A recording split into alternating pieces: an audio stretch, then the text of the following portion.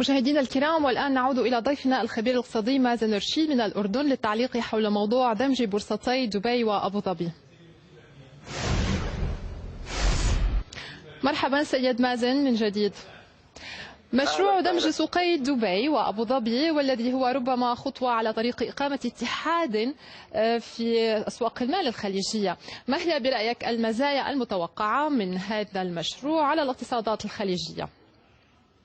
بطبيعة الحال أنا يعني هذا المشروع كان موجود قبل سنتين تقريبا أو 3 سنين على وجه التحديد، عام 2010. طبعا نتيجة الأمور اللي مرت عليها الاقتصاد في إمارة دبي من مشاكل وتعثر في الديون، تم تأجيل هذا المشروع إلى عامنا الحالي، ويبدو أنه هنالك يعني توجه بشكل قوي نحو الاندماج بين بورصتي دبي وأبو ظبي.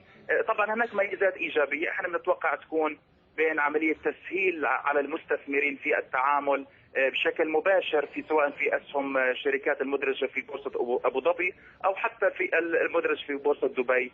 من شأنها أيضا تعزيز الاستثمار الأجنبي، خصوصا يعني عملية الاندماج تنطوي على عملية استقرار وثبات أيضا في يعني الشركات المدرجة في دولة الإمارات العربية المتحدة، وبالتالي من شأنه أن يعزز أيضا من ممكن أن ينافس أسواق قوية مثل السوق السعودي. احنا بنعرف السوق السعودي هو الأعلى من حيث القيمة السوقية الحقيقة، بنتكلم عن ما فوق ال 400 مليار دولار القيمة السوقية لجميع الشركات المدرجة في بورصة السعودية. مع اندماج بورصتي دبي وأبو ظبي ممكن توصل القيمة السوقية للبورصتين إلى ما فوق ال 150 مليار، وبالتالي ممكن أن تخلق منافسة جيدة الحقيقة بين أسواق المنطقة بشكل عام.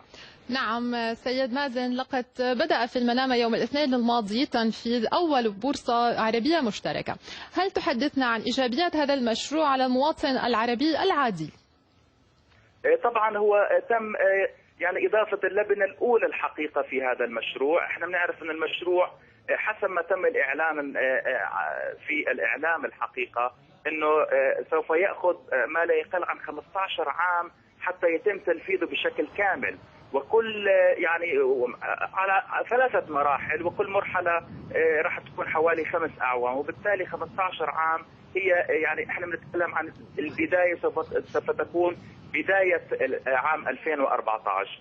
طبيعي مثل عملية الاندماج اللي حصلت في دبي وأبو ظبي اللي راح تنتهي بنهاية العام الحالي، أيضا العمل المشترك عادة ما يكون يعني له إيجابيات كبيرة، أنه معظم الشركات طبعا بشكل اختياري اللي حابين الشركات الخليجية حابة تندرج في السوق أو بورصة عربية مشتركة، لها الخيار في ذلك، وراح تكون مسهلة للمتعاملين بجميع يعني الدول العربية. ومن ممكن أيضا فتح فرع آخر غير فرع البحرين الحقيقة وقطاعات أخرى. مبدئيا حتكون القطاعات هي عبارة عن 20 قطاع يشمل الأمن الغذائي والنقل وأيضا قطاعات أخرى، وبالتالي أكيد رح يكون له إيجابيات يعني بشكل كبير على المستثمرين في منطقة الخليج. نعم سيد مازن، كان معنا الخبير الاقتصادي مازن رشيد من الأردن، شكرا جزيلا لك.